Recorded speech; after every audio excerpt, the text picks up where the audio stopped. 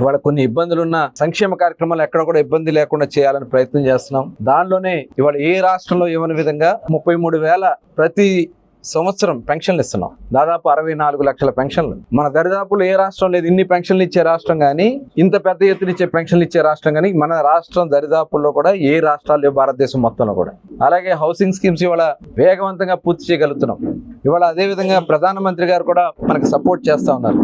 రాబోయే కాలంలో త్వరలోనే మే జూన్లో ఇవాళ ఏదైతే తల్లికి వందనం కార్యక్రమానికి మరి చదువుకున్న ప్రతి బిడ్డకి ఇవ్వాలనే ఉద్దేశంతో తల్లికి వందనం కార్యక్రమానికి రేపు జూన్ స్కూళ్లు తెరిచే నాటికి ప్రతి తల్లి అకౌంట్కి 15,000 రూపాయలు అని చెప్పి పెట్టుకున్నాం. అట్లాగే మిగతా కార్యక్రమాలన్నీ కూడా వేగవంతంగా చేసుకెళ్ళడం జరుగుతుంది. ఇవాళ రాష్ట్ర అభివృద్ధి ప్రధానమైనటువంటి ఎజెండాగా, అలాగే రాష్ట్ర అన్ని వర్గాలకి న్యాయం చేయాలనే లక్ష్యంతో ప్రభుత్వానికి పనిచేస్తున్నాం. ఇవాళ ఎన్ని ఇబ్బందులు పెట్టినా జగన్మోహన్ రెడ్డి ప్రతిపక్ష నాయకుడిగా చేస్తున్నటువంటి దుర్మార్గాల్ని ప్రజలందరూ కూడా గమనించాలి.